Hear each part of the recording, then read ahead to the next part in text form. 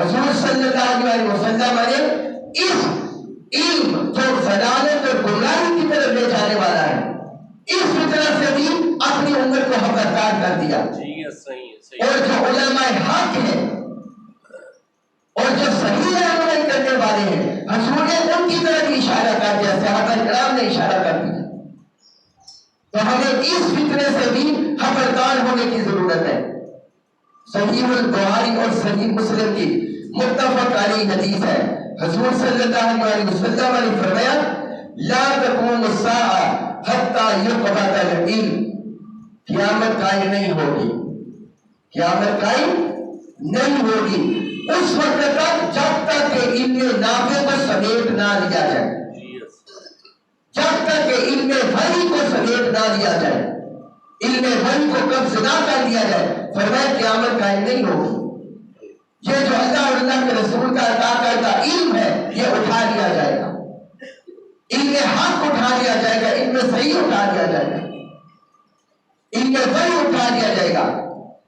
پھر آپ صلی اللہ علیہ وسلم نے ایک حدیث میں فرمایا, یہ بھی صحیح البخاری اور صحیح مسلم کی حدیث ہے, فرمایا اِنَّ بَيْنَ يَدَيْ السَّاعَةِ أَيَّامًا, قیامت سے پہلے لوگوں پر ایسے دن آئیں گے, ایسا زمانہ آئے گا. قیامت سے پہلے ایسا زمانہ آئے گا, ایسے دن آئیں گے يَنزِلُ فِيهَا الْجَهْلُ وَيُرْفَعُ فِيهَا الْعِلْمُ, کہ اس میں جہالت اتاری جائے گی, جہالت اترے گی, جہالت کا دور دوڑا ہوگا, جہالت کی کثرت ہو جائے گی, کثرت سے جہالت ہو جائے گی, جہالت عام ہو جائے گی, جہالت اترے گی.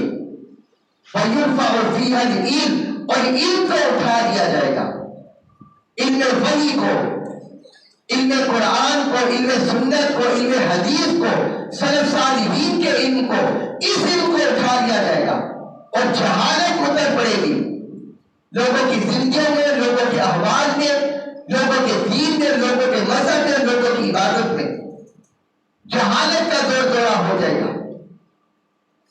پھر آپ صلی اللہ علیہ وسلم نے فرمایا بعض احادیث میں کثرت جہل پھیل جانے کی طرف اشارہ ہے کہ جہالت کی کثرت ہو جائے گی, جہالت کی کثرت ہو جائے گی. اس سے وہ جہالت مراد ہے جو اللہ اور اللہ کے رسول سے دور لے جائے, جو حضور اور اللہ کی قربت سے دور لے جائے, قرآن سے دور لے جائے, احادیث سے دور لے جائے, سنت سے دور لے جائے, اور لوگوں کو دنیا کے مال میں, دنیا کے فطروں میں مبتلا کر دے.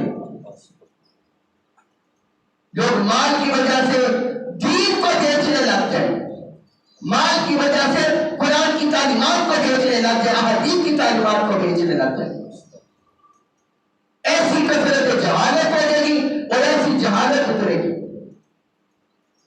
پھر آپ صلی اللہ علیہ وسلم نے فرمایا, یہ بھی صحیح البخاری اور صحیح مسلم کی حدیث ہے, متفق علیہ, فرمایا ان اللہ لا یقبض العلم انتزاعا, اللہ تعالیٰ علم کو ایسے ہی کھینچ نہیں لے گا, یعنی ایسے پکڑ کے جس طرح کسی سے کوئی چیز کھینچ لیتے ہیں, فرمایا ایسے نہیں کھینچے گا, بلکہ ینتزعه من العباد, اللہ اپنے بندوں سے اسے کھینچ لے گا, اپنے بندوں سے اسے کھینچ لے گا, بندوں سے اسے لے لے گا, بندوں کے سینوں سے نکال دے گا. کیسے؟ وَلَٰكِنْ يَقْبِضُ الْعِلْمَ بِقَبْضِ الْعُلَمَاءِ, کہ علماء حق جو صحیح رہنمائی کرنے والے ہیں امت کی, انسانیت کی, اللہ تعالیٰ ان کی روح قبض کر دے گا, انہیں اپنے پاس بلا لے گا, انہیں اپنے پاس بلا لے گا. عالم باعمل جو دیانتدار ہوں گے, اہل ہوں گے, قرآن و سنت کا صحیح علم رکھنے والے ہوں گے اور اس پر عمل پیرا ہوں گے, فرمایا اللہ تعالیٰ ان کو قبض کر لے گا, ان کو اپنے پاس بلا لے گا. اور آگے فرمایا حتی اذا لم یبق عالما اتخذ الناس رؤوسا جہالا, حتیٰ کہ روز زمین پر وہ کسی عالم حق کو, صحیح علم دین رکھنے والے عالم کو روز زمین پر باقی نہیں رکھے گا, روز زمین پر باقی نہیں رکھے گا. پھر کیا ہوگا؟ لوگ سرداروں کو, جانیوں کو اپنا سربراہ بنا لیں گے, جاہلوں کا اپنے سربراہ بنا رہے ہیں، جنہوں نے کسی عالم دین سے اس کی جلوسہ گری نہیں کی ہوگی، اس کی صحبت میں نہیں بیٹھے ہوں گے، کسی سے علم صحیح علم دین نہیں سیکھا ہوگا۔ جس طرح آج سوشل میڈیا کا فتنہ پھیلا ہوا ہے کہ لوگ کہتے ہیں سوشل میڈیا سے پڑھ کر سمجھ کر ہم نے علم دین حاصل کر لی، نہ احادیث کی جو اصطلاحات ہیں، اصول حدیث ہے، نہ ان کو پڑھا ہوگا، نہ اصول قرآن کو پڑھا ہوگا، نہ اصول دین کو پڑھا ہوگا، نہ اصول تفسیر کو پڑھا ہوگا۔ ایسے جاہل لوگوں کے سردار بن جائیں گے، ایسے جاہل لوگوں کے سردار بن جائیں گے۔ پھر فرمایا وَسُئِلُوا، ان سے لوگ پوچھیں گے، کیونکہ وہاں پر ایک ظاہری عیش و عشرت ہوتی ہے، ظاہری ماحول ہوتا ہے، وہ بنا دیں گے۔ آگے ارشاد فرمایا فَأَفْتَوْا بِغَيْرِ عِلْمٍ فَضَلُّوا وَأَضَلُّوا، کہ وہ بغیر علم کے فتویٰ دیں گے، خود بھی گمراہ ہوں گے اور دوسروں کو بھی گمراہ کریں گے۔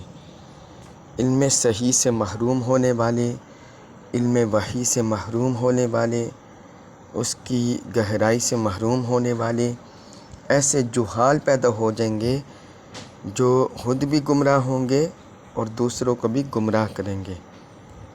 اللہ تعالی ہماری حفاظت فرمائے۔